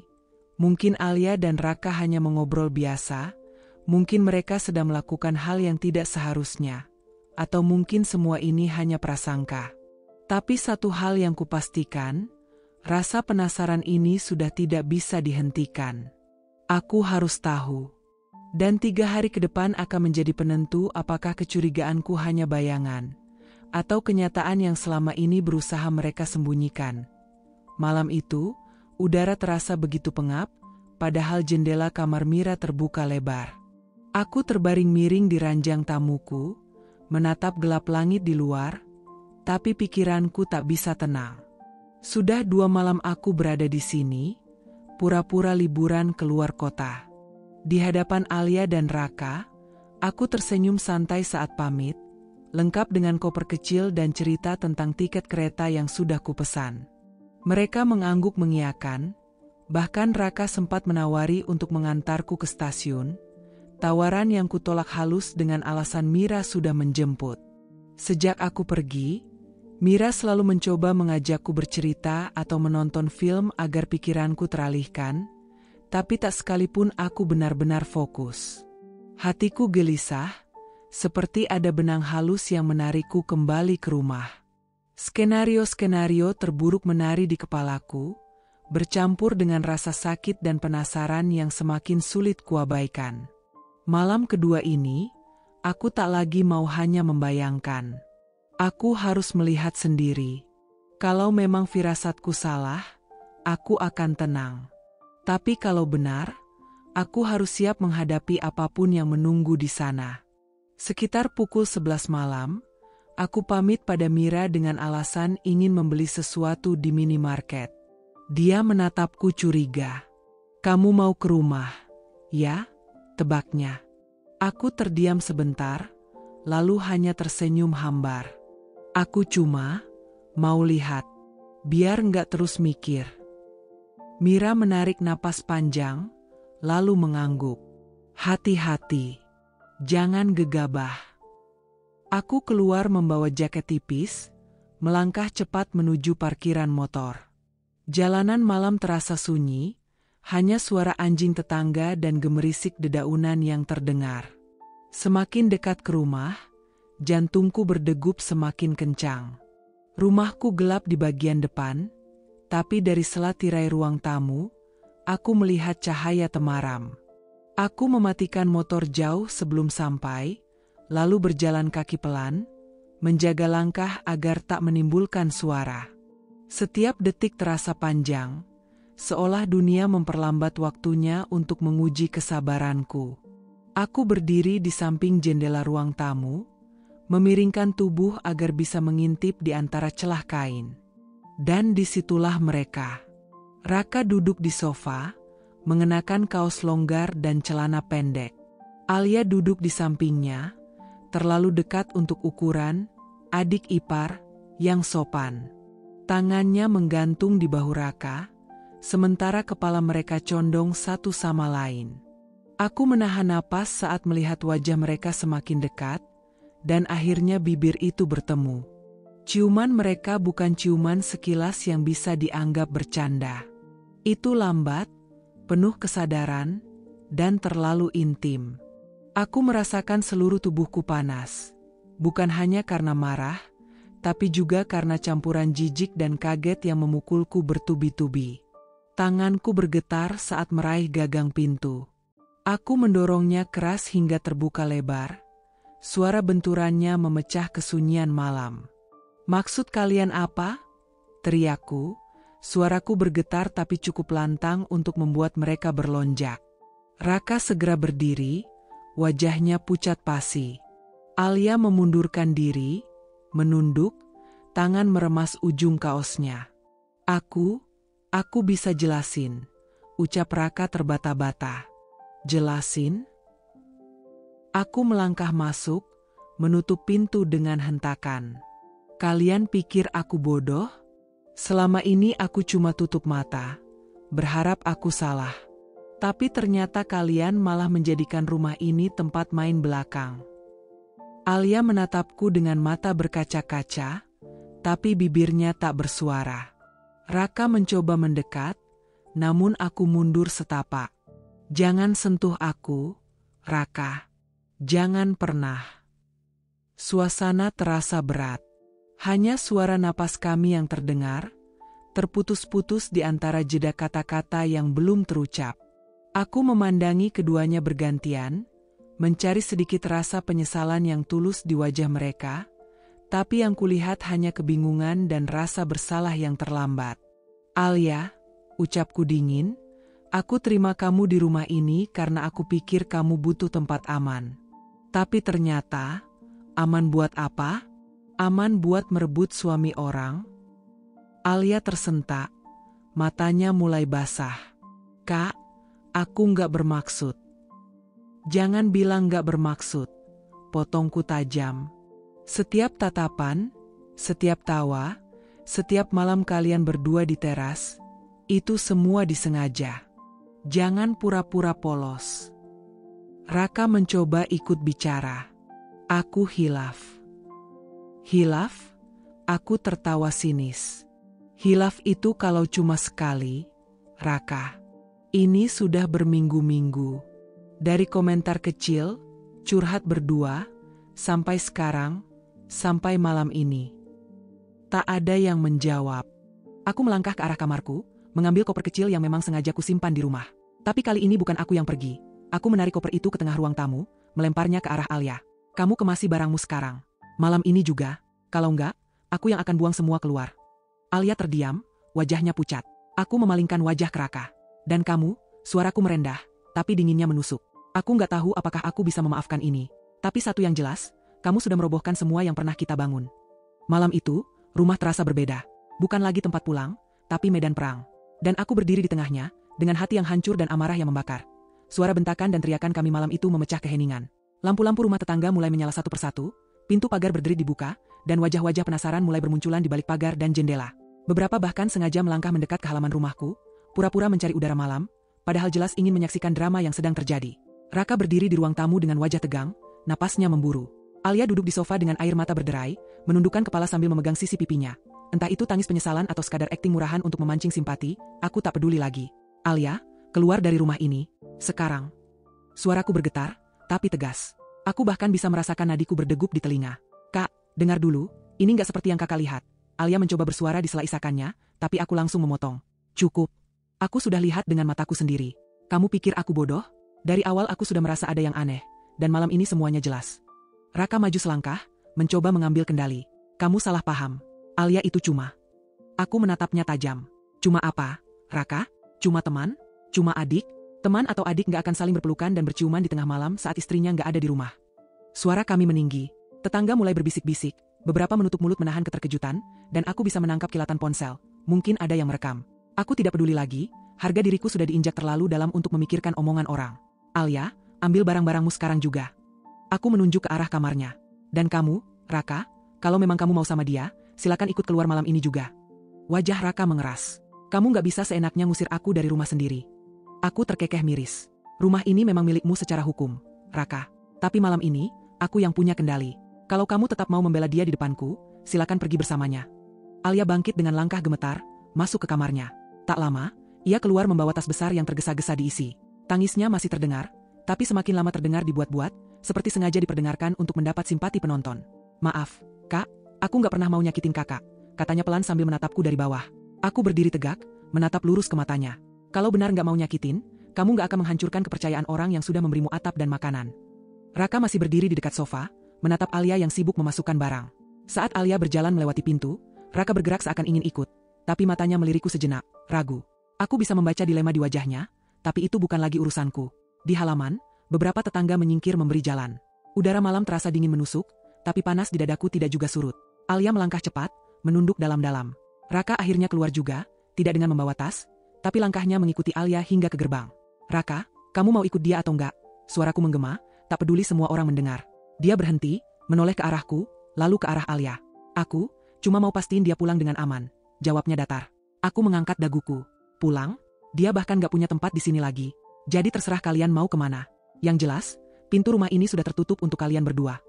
Beberapa tetangga berbisik lebih keras. Ada yang menggeleng-gelengkan kepala, ada yang tersenyum tipis penuh rasa puas karena gosip segar sedang terbuka di depan mata. Aku masuk rumah, membanting pintu dengan keras, membiarkan suara besarnya menjadi penutup babak memalukan ini. Di dalam, kakiku lemas, tapi aku menolak jatuh. Tanganku bergetar hebat, entah karena marah, kecewa, atau hancur. Mungkin semuanya. Yang jelas, malam itu, aku tahu hidupku tidak akan pernah sama lagi. Pagi itu, rumah orang tuaku penuh sesak. Semua anggota keluarga besar sudah berkumpul. Paman, bibi, sepupu, bahkan beberapa keponakan yang masih kecil.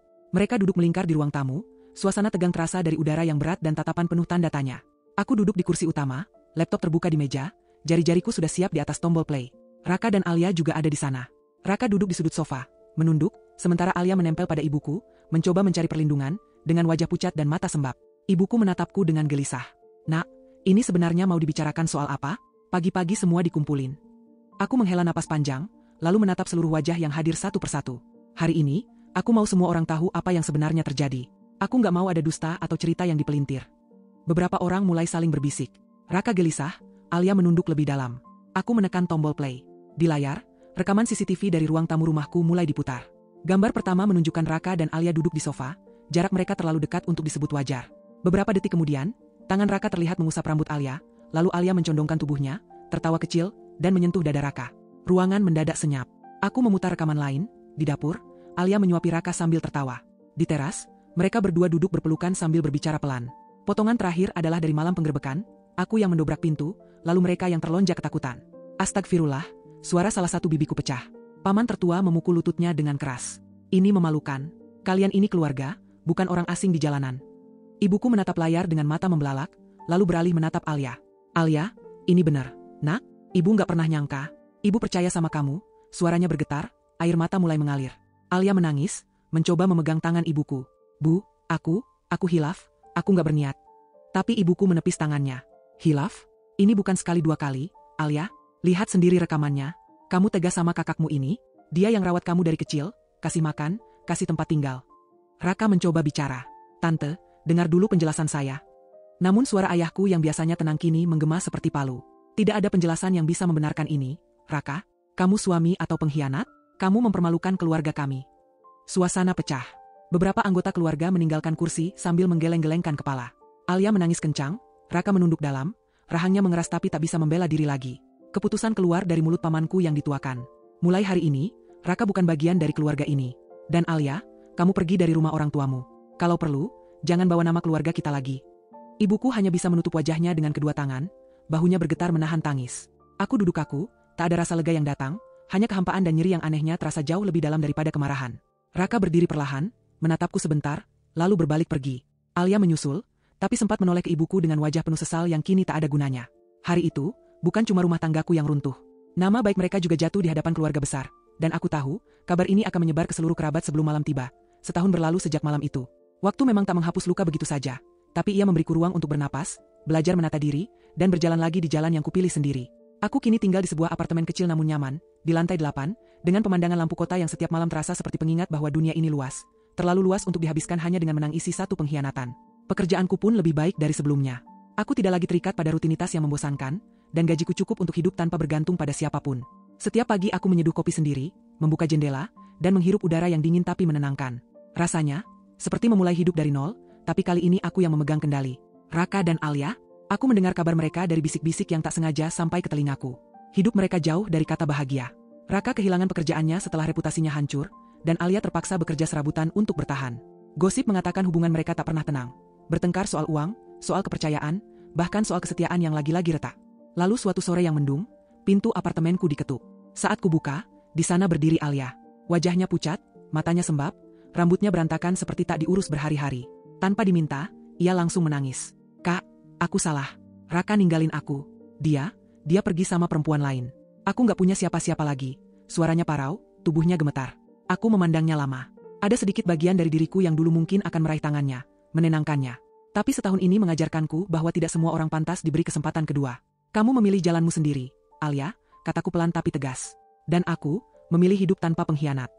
Ia terisak, mencoba meraih lenganku, tapi aku mundur setapak. Tanpa kata lagi, aku menutup pintu. Klik. Suara kunci berputar adalah penanda terakhir bahwa masa lalu itu sudah benar-benar terkubur. Aku berdiri di balik pintu selama beberapa detik, mendengar langkahnya menjauh. Lalu aku berjalan ke jendela, memandang langit kota yang mulai memerah di ujung senja. Ada rasa lega yang tak bisa dijelaskan. Bukan karena melihat mereka jatuh, tapi karena aku akhirnya berdamai dengan diriku sendiri.